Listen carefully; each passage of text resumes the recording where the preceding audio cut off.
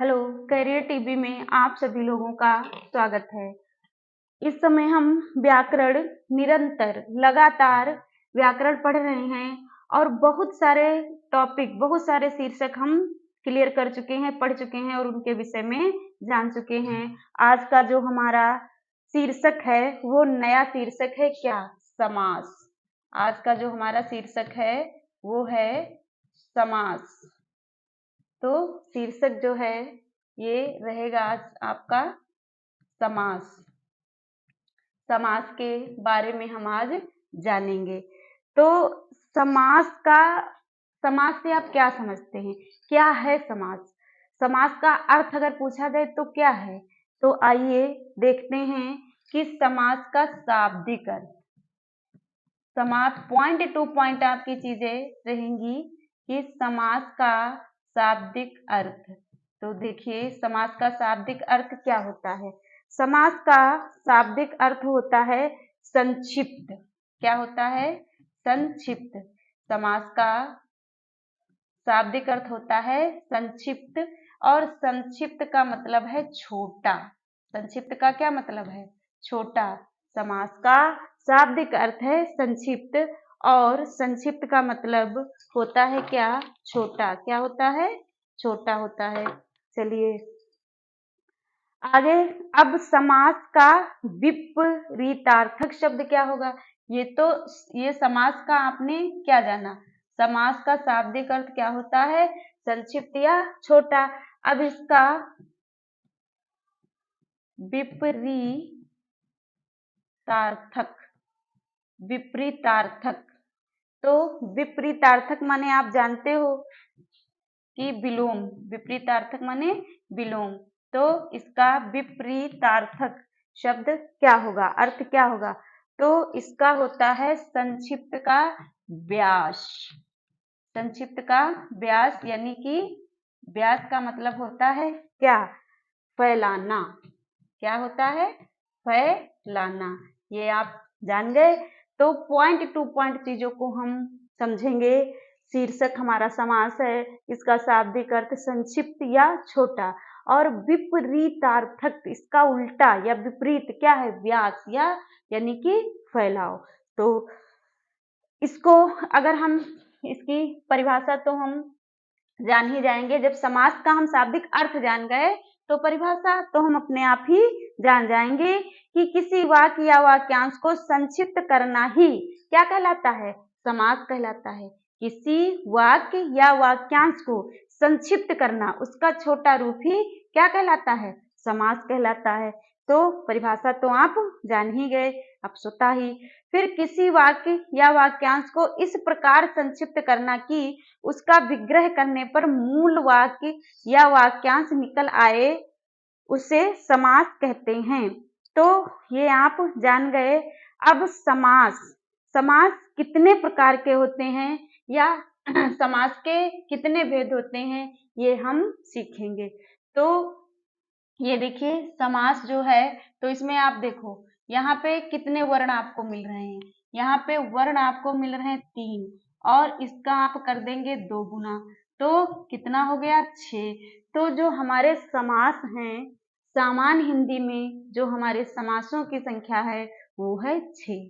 कितनी? 6। और हमें रटना नहीं, बस समझना है। यहाँ वर्णों की संख्या 3 है और 3 का हम 2 गुना कर देंगे तो क्या हो जाएगा? 2 गुना करने पे हो जाएगा 6। तो समास के 6 भेद होते हैं। अब देखिए जैसे अभी आपको हम एक उदाहरण के माध्यम से बता रहे हैं, एक उदाहरण के माध्यम से आपको समझा रहे हैं कि महान महान महान है जो कवि। महान है जो कवि। तो ये क्या है? ये है हमारा व्यास या विस्तृत रूप या फैलाव। तो महान है जो कवि, तो इसके लिए एक शब्द क्या हो जाएगा? एक शब्द हो जाएगा महाकवि। महान है जो कवि तो क्या हो गया? महाकवि। अब ये देखो ये आपका संक्षिप्त है। ये क्या है? ये आपका है संक्षिप्त। ये आपका संक्षिप्त है, और ये जो है आपका व्यास यानी कि फैलाव है। ये आपका व्यास और फैलाव है, ये आप इतना समझ गए। तो यहाँ पे कारक चिन्ह का लोप होता है। समास कोई शब्द नहीं है, समास एक प्रक्रिया है। वाक्य या वाक्यांश से चलकर एक शब्द बनाने तक की पूरी प्रक्रिया समास कहलाती है। अब समास की प्रक्रिया में वाक्य या वाक्यांश से जो एक शब्द बनता है उसे सामासिक कहते हैं। तो जो एक शब्द बनता है उसे क्या कहेंगे? सामासिक कहते हैं। जैसे ये शब्द बना तो ये क्या है? ये हमारा जो है शब्द बना उसे सामासिक कहते हैं। क्या कहते हैं? उसे सामासिक कहते हैं। तो ये आप जान गए। अब समास विग्रह क्या है? तो किसी एक सामासिक पद को इस प्रकार से विस्तारित करना ही वह मूल वाक्य या वाक्यांश बन जाए उसे समास विग्रह कहते हैं। अब ये क्या है? ये है आपका समास विग्रह। यहीं पे समझिए, ये आपका क्या है? ये आपका है समास विग्रह। क्या है? समास विग्रह। ठीक, ये जो विस्तार है, फैलाव है, जो व्यास है वो समास विग्रह है। और ये सामासिक पद है, ये सामासिक पद है, यानी कि उसका संक्षिप्त रूप आपका सामासिक पद है, और उसका इसी शब्द का विस्तृत रूप या फैलाव क्या कहलाएगा? समास विग्रह। यानी कि विग्रह कर दिया आपने, फैलाव कर दिया, व्यास कर दिया। ये आप समझ गए।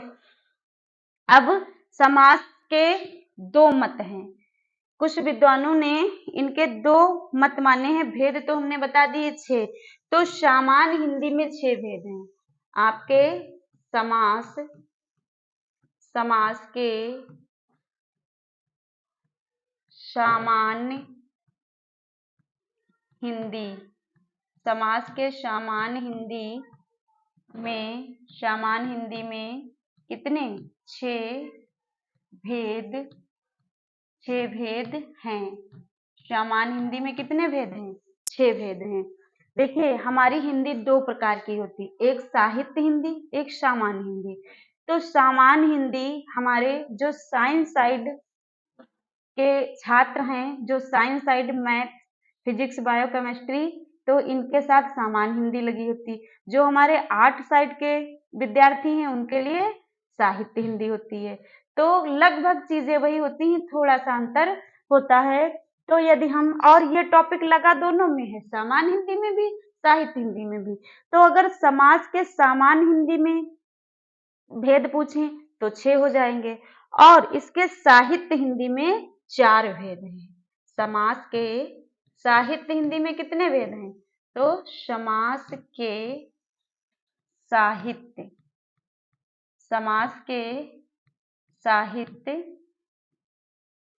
हिंदी, समास के साहित्य हिंदी में कितने? साहित्य हिंदी में कितने? 4 भेद होते हैं। साहित्य हिंदी में 4 भेद होते हैं, और सामान्य हिंदी में 6 भेद होते हैं। तो ये आप समझ गए। तो इसको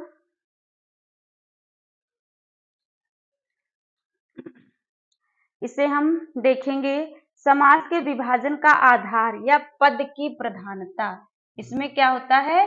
पद की प्रधानता होती है। इसका जो मुख्य आधार है, तो समास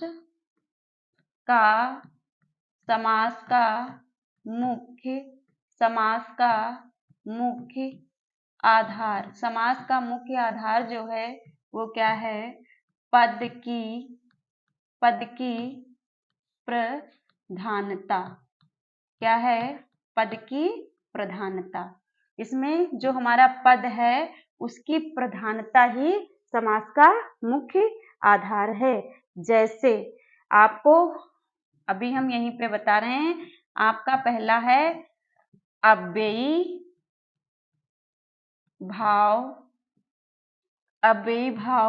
समास। पहला आपका क्या है? अव्ययी भाव समास। तो इसमें क्या होता है, अव्ययी भाव समास में पूर्व पद, इसमें प्रथम या पूर्व पद समान प्रधान होता है। पूर्व पद क्या होता है, प्रधान होता है। आपका अव्ययी भाव समास में क्या होता है, इसमें पूर्व पद क्या होता है, या प्रथम पद प्रधान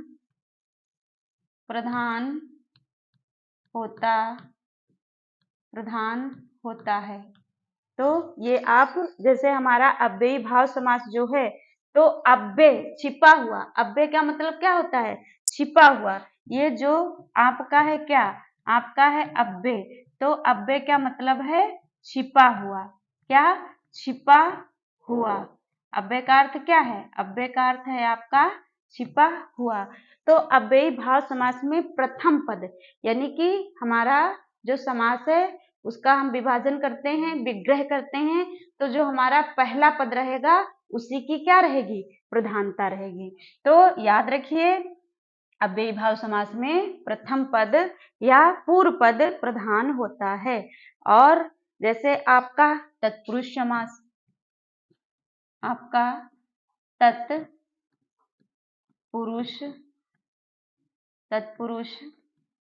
समास, तत्पुरुष समास, तो तत्पुरुष समास में क्या होता है, तत्पुरुष समास में आपका उत्तर पद या अंतिम, उत्तर पद या अंतिम पद क्या होता है, प्रधान होता है।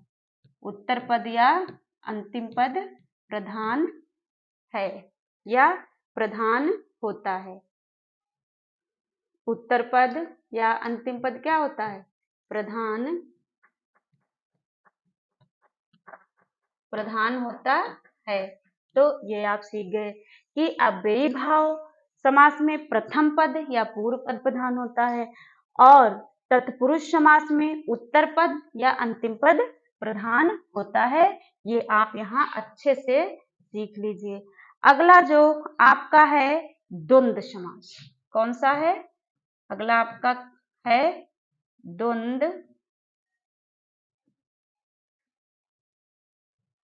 द्वंद्व समास।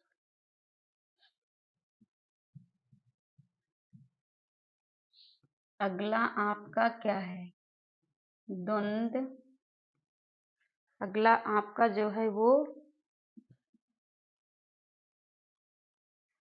द्वंद्व समास। तो इसमें द्वंद्व समास में क्या होता है, द्वंद्व समास में आपके दोनों पद प्रधान होते हैं। क्या होते हैं, दोनों पद प्रधान होते हैं। दोनों पद क्या होते हैं, प्रधान होते हैं। आपके द्वंद्व समास में दोनों पद प्रधान होते हैं। अब आपका अगला है बहुब्रीहि समास। बहुब्रीहि समास, अगला आपका कौन सा है, बहुब्रीहि समास।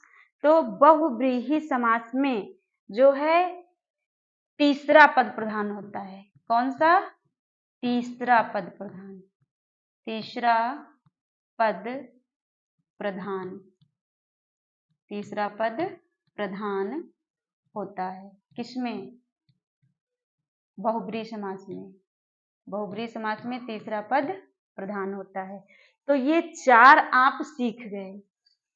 अव्ययी भाव समास में अव्यय यानी कि छिपा हुआ होता है, और इसमें पूर्व पद प्रधान होता है। फिर तत्पुरुष समास में उत्तर पद या अंतिम पद प्रधान होता है। द्वंद्व समास में दोनों पद प्रधान होते हैं, और बहुब्रीहि समास में ना तो प्रथम पद प्रधान है और ना द्वितीय पद प्रधान है। इसमें जो तीसरा पद आपका निकलेगा वो प्रधान होगा। तो ये आप याद रखिए, और सारा शॉर्ट में ही आपको विस्तृत जो है समझने की आवश्यकता है। तो ये ध्यान दीजिए। अब देखिए अव्ययी भाव। तो अव्ययी भाव में हमने आपको बता ही दिया है कि अव्ययी भाव समास में क्या होता है। अव्ययी भाव समास में आपका जब विग्रह करेंगे तो कौन सा, प्रथम पद प्रधान होगा। जैसे आप देखिए, आपका जैसे हम बता रहे हैं उदाहरण किसका, अव्ययी का। अव्ययी भाव का एक उदाहरण देखिए, जैसे हमने कहा आ जन्म, हमने कहा आ जन्म, आजन्म। तो आजन्म, फिर इसका हम क्या करेंगे, इसका हम विग्रह कर लेंगे। क्या कर लेंगे, विग्रह की जन्म पर्यंत। आजन्म का क्या हो जाएगा, जन्म पर्यंत, जन्म पर्यंत, या इसको सरल शब्दों में जानेंगे, जन्म से लेकर, जन्म से लेकर जन्म पर्यंत, यानी कि जन्म से लेकर अंत तक। ठीक, जन्म पर्यंत, आजन्म। तो इसमें आपको ये देखना है कि इसको आप जो है इसमें क्या लगा, और एक चीज और भी है, इसमें उपसर्ग लगा होता है। क्या लगा होता है, ये जो आपका है इसमें आपको उपसर्ग से भी पहचान सकते हैं। उपसर्ग क्या लगा होता है, उपसर्ग। उपसर्ग आप जानते हो कि शब्द के पहले लगता है। हमारा जो शब्द है उसका जो प्रथम वर्ण या द्वितीय वर्ण है वो उपसर्ग रहेंगे। तो एक तो ये चीज जानेंगे कि ये आ जो है हमारा क्या है, आ शब्द हमारा है उपसर्ग। क्या है, उपसर्ग। और ये जो आपका बच्चा जन्म, क्या बच्चा, जन्म। तो जन्म आपका है संज्ञा। क्या है, जन्म आपका संज्ञा है और आपका उपसर्ग है। तो आ जन्म, जन्म से लेकर के तो जीवन पर्यंत। तो हम यहाँ जान गए, हमने कहा इसमें अव्यय पद छिपा हुआ। अगर खाली आप यहाँ पे हम इसको बंद कर रहे हैं, अगर आप जन्म, तो जन्म क्या, अभी का जन्म, आज का जन्म, कल का जन्म, या एक साल का जन्म, या बहुत सालों का जन्म। खाली जन्म से आप कुछ भी क्लियर नहीं कर सकते। आ लगा है, उपसर्ग लगा है, अव्यय है, या प्रथम पद आपका प्रधान है कि जन्म से लेकर या जन्म पर्यंत। तो यहाँ पे हम बहुत सरलता से पहचान जाएंगे कि हमारा अव्ययी भाव समास है। केवल जन्म से हम कुछ भी नहीं जान सकते। आ जन्म तो उसका हमारा क्या है, क्लियर है कि जीवन पर्यंत या जन्म से लेकर के अंत तक। तो ये हमारा जिसमें हमें उपसर्ग मिल जाए और प्रथम पद जहां हम प्रधान हो और प्रथम पद से ही हम उसका अर्थ निकाल पाए, तो वो हमारा अव्ययी भाव समास होता है। तो यहाँ पे ये आप समझ गए। और इसका जो ये रूप है ये हमारा संक्षिप्त रूप है और ये हमारा विस्तृत रूप है। तो ये विग्रह, समास विग्रह है, ये सामासिक पद है, ये भी आप यहाँ पे समझ गए। अब हम देखते हैं अव्ययी भाव समास पहचानने के नियम। तो नियम हमने इसी में आपको बता दिया कि अव्ययी भाव समास में प्रथम पद उपसर्ग होता है। तो ये उपसर्ग आपको मिला, प्रथम पद क्या होता है, जैसे जन्म पर्यंत, तो जन्म पर्यंत यानी आजन्म, तो जन्म से लेकर के अंत तक। तो ये हमारा प्रथम पद क्या होता है, उपसर्ग होता है। सामासिक पद के साथ एक उचित क्रिया रखने पर वह पद क्रिया विशेषण का कार्य करता है। और इसमें कुछ पद होते हैं, इसमें कुछ पद होते हैं, जैसे आपका होगा यथा, यथा। तो यथा है या आ है, जैसे आजन्म, यथा, आ। और जो है ये केवल भी आ मिल सकता है। तो या आपके प्रथम पद के रूप में, या आपको हत, इस प्रकार से हत, भर या बद। तो ये सब क्या है, हमारे उपसर्ग हैं। या वे, तो इस प्रकार के शब्द भी हमें इसमें उपसर्ग के रूप में मिल सकता है। जैसे यही आपका है यथा, यथा से तो क्या हो जाएगा यथा संभव, यथा संभव, जैसा संभव हो, तो यथा हमें उपसर्ग मिल गया। और ये तो आपने सीखा ही आजन्म या अभाव, क्या हो जाएगा अभाव, तो इसका जब हम करेंगे विच्छेद तो आ हमारा उपसर्ग मिल जाएगा। और या हताश या भर पेट, क्या हो जाएगा भर पेट, तो यहाँ खाली पेट से आप नहीं जान पाएंगे, भर से जाएंगे उपसर्ग मिल गया। या बद नाम, क्या है जैसे कुछ भी बना लें तो नाम से तो आप नहीं जान पाएंगे, केवल पहचानने का तरीका यहाँ बता रहे हैं आपको, बद उपसर्ग मिल गया। तो बेकाम, इस प्रकार से हम अव्ययी भाव समास को पहचान सकते हैं कि इसमें उपसर्ग लगा होता है, प्रथम पद की प्रधानता होती है, उसी से आप अर्थ क्लियर कर पाएंगे। तो ये आप समझ गए। तो यथा आ छोटा बड़ा यावत प्रति प्रथम पद के रूप में हत भर बद वे से प्रारंभ होने वाले सामासिक पद प्रायः अव्ययी भाव समास के उदाहरण होते हैं। और द्विरुक्त में प्रायः अव्ययी भाव समास होता है। एक चीज और, द्विरुक्त में क्या होता है अव्ययी भाव समास। जैसे आपका है क्या पल पल, क्या है आपका ये, इस प्रकार से यदि आपको मिल जाए पल पल या क्षण क्षण, पल पल या क्षण क्षण, या आपका मिल जाए घर घर घर घर, ठीक, घर घर या भाई भाई, या भाई भाई भाई। तो ये जो द्विरुक्त हमारे हैं, कैसे द्विरुक्त, ये शब्द हमारे कैसे हैं, ये शब्द हमारे हैं द्विरुक्त शब्द, कैसे हैं द्विरुक्त शब्द। तो ऐसे भाई हमें शब्द यदि मिल रहा है, खाली पल हो तो आप नहीं जान पाओगे, तो पल पल, क्षण क्षण, घर घर या भाई भाई। तो जहां पे हमको एक समान के दो शब्द मिल जाएं, द्विरुक्त शब्द मिल जाएं, वहां भी अव्ययी भाव समास होता है, क्योंकि एक शब्द से निकाल ही नहीं पाएंगे कि पल कौन सा पल, और पल तो हमें पता है प्रत्येक पल, क्षण क्षण, एक क्षण हो तो हम जान ही नहीं पाएंगे, क्षण क्षण यानी कि प्रत्येक क्षण। घर घर, तो एक घर से तो हमें पता नहीं चलेगा क्या है घर के विषय में, तो घर घर यानी कि प्रत्येक घर में। भाई भाई यानी प्रत्येक भाइयों में। तो इस प्रकार से भी हम इसको पहचान लेंगे। अब आपका जैसे था तत्पुरुष समास, तो तत्पुरुष समास आपका हमने बताया था कि उत्तर पद प्रधान होता है, क्या होता है इसमें उत्तर पद प्रधान होता है तत्पुरुष समास में। तो कैसे, जैसे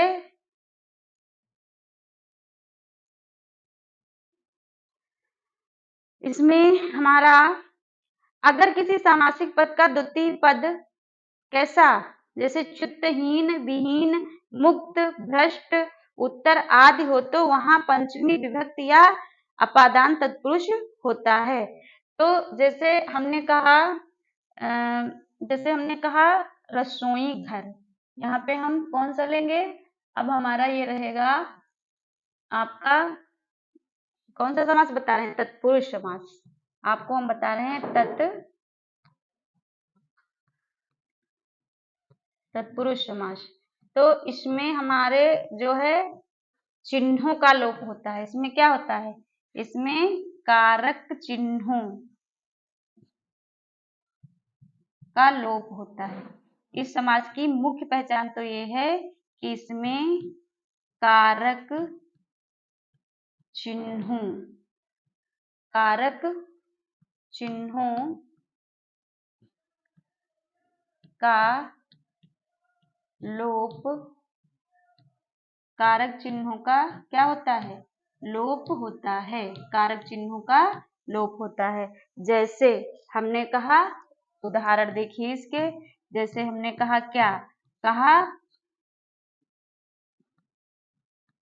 रसोई घर, क्या कहा हमने रसोई घर, तो आप इससे क्या पहचानेंगे रसोई घर, तो हो जाएगा कि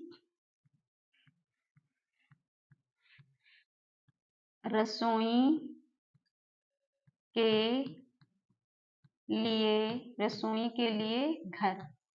तो देखिए रसोई घर, इसका आपने ये सामासिक पद था हमारा, आपने विग्रह किया तो रसोई के लिए घर। तो हमने कहा था ना कि हमें जो है इसमें क्या है, इस शब्द में कारक चिन्ह का लोप है।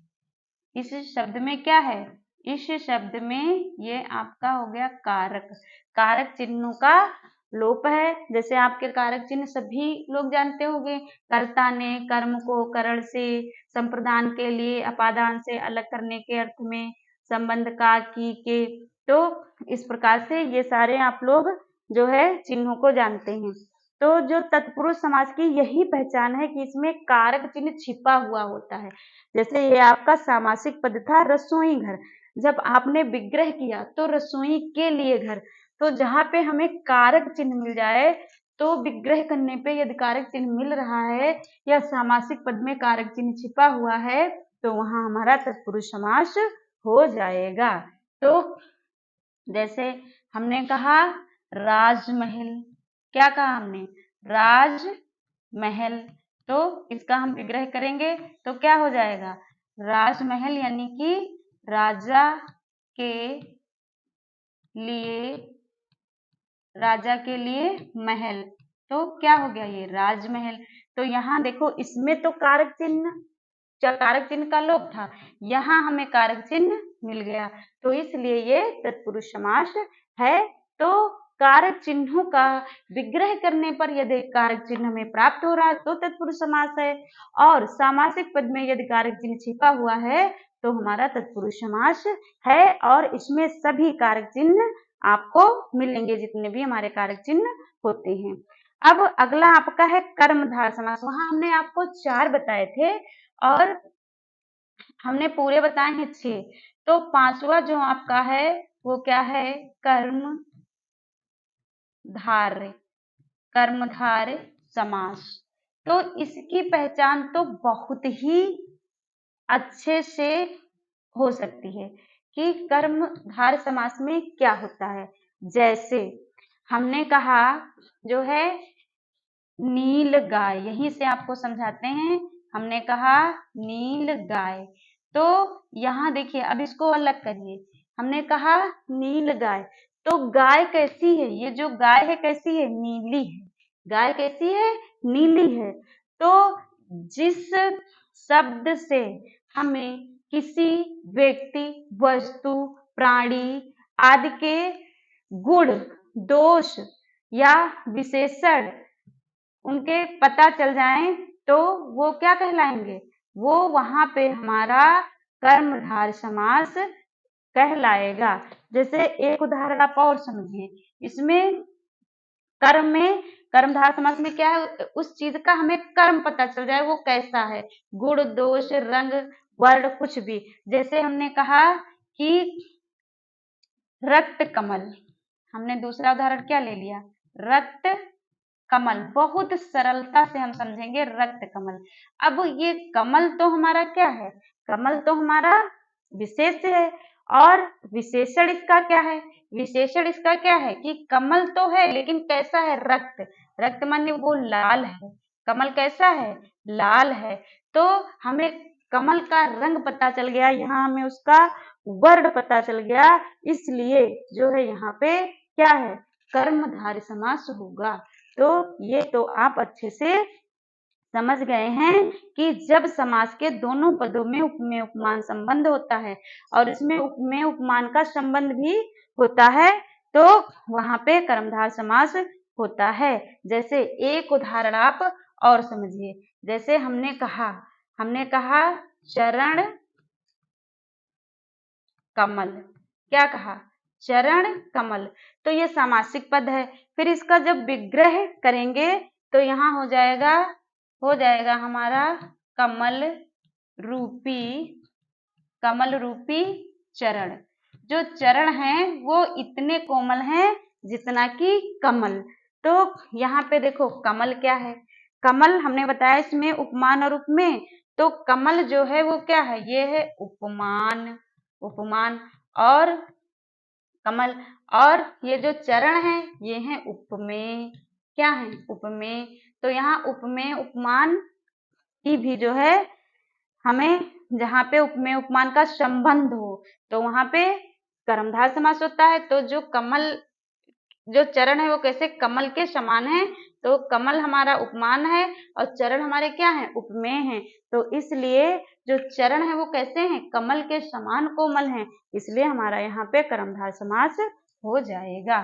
तो ये भी हम आशा करते हैं कि आपको अच्छे से समझ में आ गया होगा। इसी प्रकार से वायु वेग, तो वायु के समान वेग, और विद्या रत्न, तो विद्या रूपी रत्न। तो जो है रत्न है वो कैसा है, विद्या के समान जो रत्न है। तो हमें यहाँ पे उपमेय उपमान का संबंध दिख रहा है और यहाँ पे आपका कर्मधार समास हो जाएगा।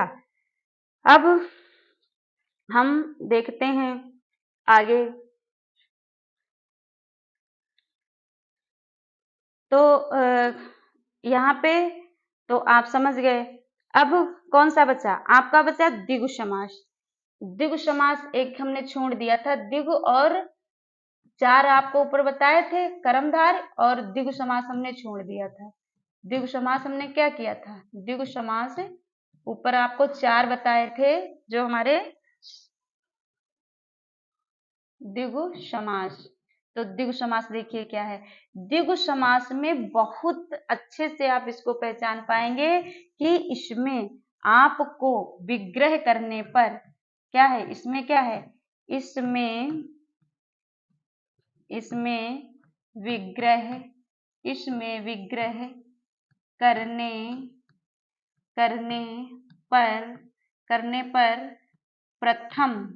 करने पर प्रथम पद संख्या, प्रथम पद क्या, संख्या वाचक, प्रथम पद जो है संख्यावाचक होता है। प्रथम पद कैसा होता है, प्रथम पद संख्यावाचक होता है। जैसे आप देखिए कैसे इसको पहचानेंगे। जैसे हमने कहा त्रिफला, क्या कहा, उदाहरण आप देखिए, उदाहरण आपका है क्या, त्रिफला। तो इसका जब हमने विग्रह किया तो क्या हो जाएगा, त्रिफला यानी तीन फलों का समूह। क्या हो गया इसका हो गया आपका तीन फलों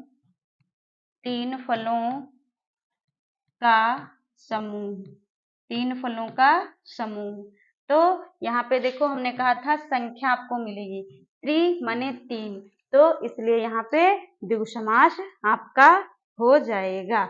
जैसे हमने कहा चौराहा, एक उदाहरण और देखिए, एक उदाहरण और देखेंगे। जैसे हमने कहा चौराहा, तो इसका विग्रह करेंगे, चार राहों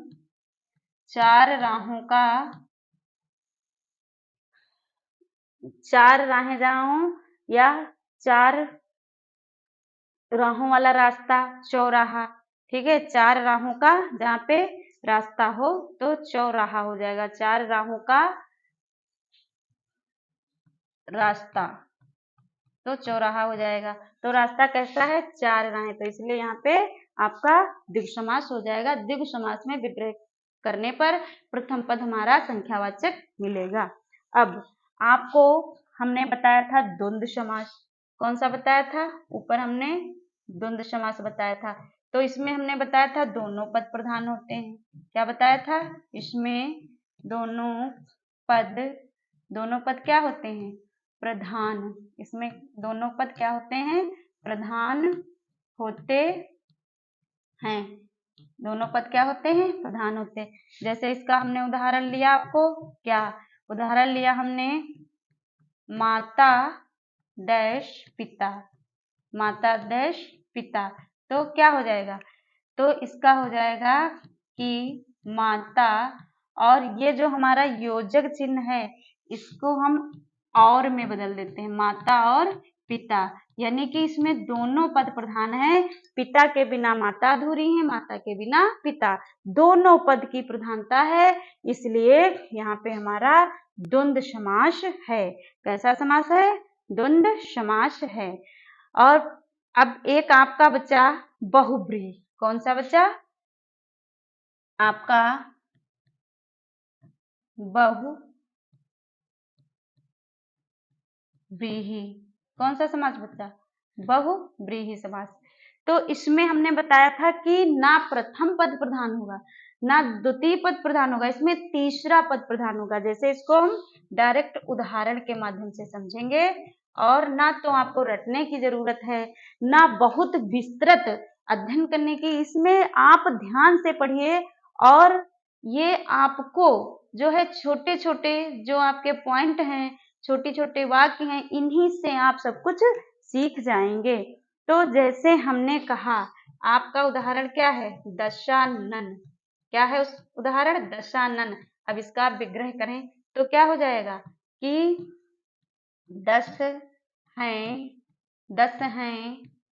आनन। आनन माने होता है मुख, आनन माने मुख। 10 हैं आनन जिसके, 10 हैं आनन जिसके। तो अब देखो यहाँ पे आपका जो था सामासिक पद, तो ये था दशानन। हमने विग्रह किया तो 10 हैं आनन जिसके, तो अर्थात कौन? वो कौन है जिसके 10 मुख हैं? तो वो है कौन? बताइए। जिसके 10 मुख हैं वो कौन है? वो है रावण। कौन है? रावण। तो इसलिए ना प्रथम पद प्रधान है ना दूसरा पद प्रधान है। और जब हमारा तीसरा पद प्रधान होता है तो बहु, बहु माने बहु, यानी कि ना प्रथम ना दूसरा पद। जब तीसरा पद प्रधान हो तो वहां पे हमारा कौन सा समास हो जाएगा? बहुब्रीहि समास हो जाएगा। जैसे एक और उदाहरण लें, जैसे हमने कहा लंबोदर। क्या कहा हमने? लंबोदर। तो फिर इसका विग्रह करिए कि लंबा, लंबा है उदर। उदर माने क्या होता है? उदर माने होता है पेट। लंबा है उदर यानी कि पेट जिसका। तो वो कौन है? वो कौन है? बताइए, बताइए। लंबोदर, लंबा है उदर जिसका, या तो क्या हो जाएगा? यहाँ पे हो जाएगा गणेश जी। गणेश जी, ठीक। तो यहाँ पे लंबोदर, तो लंबा है उदर जिसका, यानी कि जिसका पेट लंबा है, तो वो हो जाएगा लंबोदर। तो गणेश जी, तो इसलिए आपका जब तीसरा पद प्रधान होता है तो आपका वहां पे बहुब्रीहि समास हो जाता है। कौन सा समास हो जाता है? बहुब्रीहि समास हो जाता है। अब बहुब्रीहि समास के जो है कई भेद भी होते हैं। तो इसके जैसे समानाधिकरण बहुब्रीहि है, और व्यतिकरण बहुब्रीहि है, तुल्योग बहुब्रीहि है, और व्यतिहार बहुब्रीहि है। तो अभी हम इतना जानेंगे, जब पुनः रिवीजन करेंगे तो हमको इसको और विस्तृत इसको हम पढ़ेंगे। तो इतना आप समझ गए। तो हमने आज आपको क्या बताया कि जो हमारे समास होते हैं, समास का शाब्दिक अर्थ होता है संक्षिप्त या छोटा रूप, और सामासिक पद जो हमारा एक पद है, फिर उसका विस्तार या व्यास या फैलाव होगा, क्या होगा? विग्रह। क्या होगा? विग्रह। और हमारे समास में 3 वर्ण हैं, और 3 वर्ण का 2 गुना 6 हो जाएगा। तो सामान्य हिंदी में हमारे समास की जो संख्या है वो कितनी है? 6। और वैसे हमारी साहित्य हिंदी में समास 4 ही हैं। फिर हम पढ़ेंगे, सारे जानेंगे।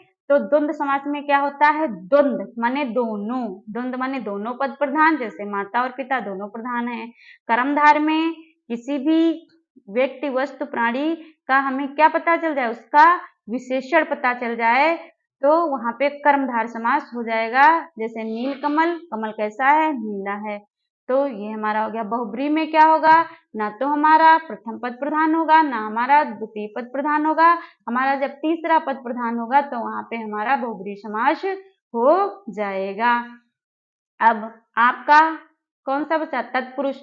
तत्पुरुष में हमारे कारक चिन्ह छुपे हुए होते हैं, तो हमारा तत्पुरुष समास हो जाएगा।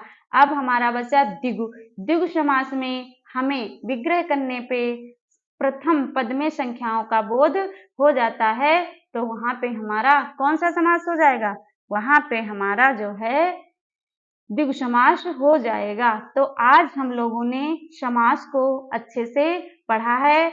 आज की क्लास हमारी कैसी रही आप लोग कमेंट बॉक्स में बताइएगा। जय हिंद, जय भारत।